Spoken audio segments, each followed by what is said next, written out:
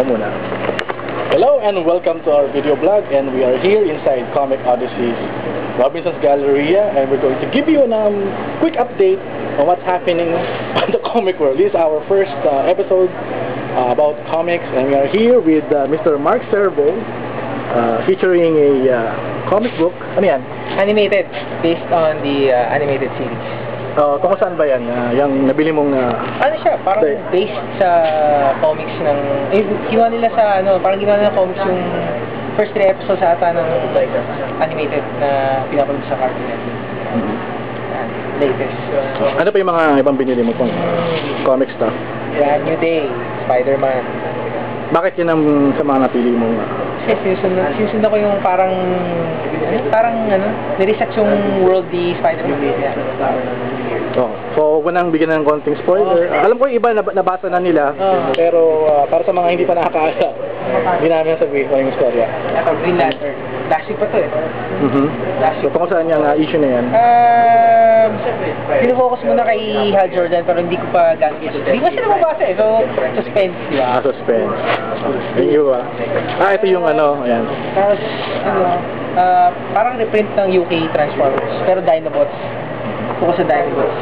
It's about the, Spotlight or... Best of Dinobots. Full Dinobots na yung kwento. Iba yung reprint nung luma? UK, UK Marvel. UK Marvel. Best of UK. Kapala yung cover nila, 80s. 80s yung style nila. Wala na kasi nung original cover. Ang ginagagugulan lahat ngayon. Yes! So, that's the the new Captain America. Bago. Sino ba artist kong... Si Steve Epting, pero yung cover si Alex Ross. Uy, okay yun yung nakita ko nga. Alex Ross. Kanilang ads. Sold out na yun, wala na doon. Wala na. Magkano yan? Nasa 165. Ito yung mura, Alex Ross cover. So, alam mo na siguro kung sino yung Captain America. Siyempre, hindi ko na sasabihin. Basahin na nila kung hindi nila may copy ko sila pala. Si Puncher.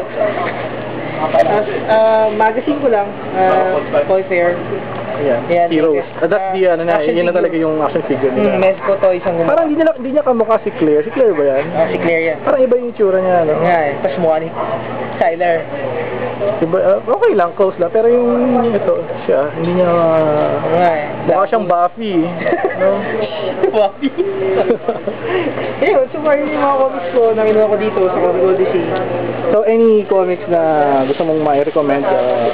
Yung mga hot comics na... Kung mag-start kasi isang comics, or for example, hindi mo nasundan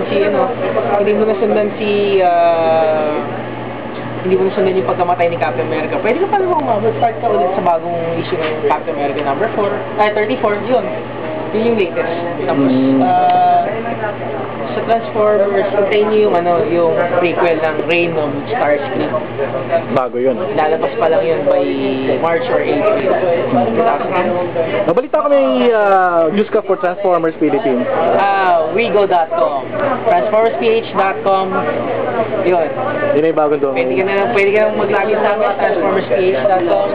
Kung gusto mo sa forum, punta ka lang sa forum.transformersph.com. Yun, custom na. Okay. Ayan. O ikaw, Victor, ano yung binili mo ngayon? The annual, the New Avengers. Gawa nila? Si Bendy sa Calipagulayan Jetler sa Philip Consort. Bakit yan yung pinokolect mo yung Avengers? It's my first time na kolekta ng ganito.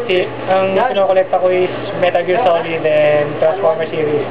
I said to myself, try ko naman yung ibang medium ng comics. Kaya I choose this. Any comics na gusto mong i-recommend for this week? I recommend... Ang binibili mo? For now, I'm strict to collecting Metal Gear Solid series. Comic. Ang iniintay ko na lang yung the complete Metal Gear Solid na lang by Ashley Wood. So, yun lang ang ating update for today, and bubili ako ng kadiliman na comics for 50 pesos. Sayang, na-miss ko si budget, nandito ko kanina. And that's also for now, for Transformers Philippines, my blog, and Comics News Now. And next week, we will have another comic book update.